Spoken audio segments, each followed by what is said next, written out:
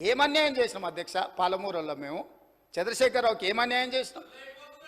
ఏం చేసినాం? 2009లో కరీంనగర్ జిల్లాలో అక్కడ ఓడగొడతారని భయపడి పాలమూరు జిల్లాకు వలస వస్తే వలసలు పోయే పాలమూరు జిల్లా ప్రజలు గుండెలు పెట్టి చూసుకొని భుజాల మీద మోసి పార్లమెంటుకు పంపిస్తే పార్లమెంటుకు పోయి ఇవాళ తెలంగాణ రాష్ట్రం వచ్చినాక మొట్టమొదట ఆనాడు ఆదరించి భుజాల మీద మోసి పార్లమెంటుకు పంపిస్తే తెలంగాణ రాష్ట్రం వచ్చిన తర్వాత వచ్చిన తెలంగాణ రాష్ట్రానికి మొట్టమొదటి ముఖ్యమంత్రిగా వారి బాధ్యత ఏంది అధ్యక్ష? పాలమూరు జిల్లా ప్రాజెక్టులు పూర్తి చేయొద్దా అధ్యక్ష?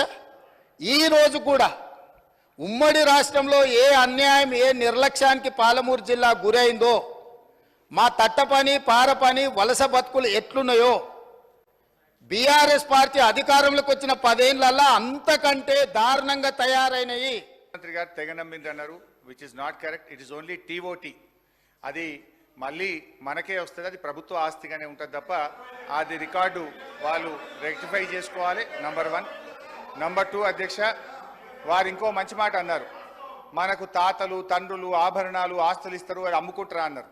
మరి మీ ఉప ముఖ్యమంత్రి గారి బడ్జెట్లో 24,000 కోట్లు భూములమ్మి ఈ బడ్జెట్కు నిధులు సమకూరుస్తా అన్నారు. దాన్ని ఏమంటారో ముందు సమాధానం చెప్పండి. నంబర్ 2. నంబర్ 3, మహబూబ్ నగర్ ఎంపీగా కేసీఆర్ గారు ఏం చేసిండ్రు అన్నారు.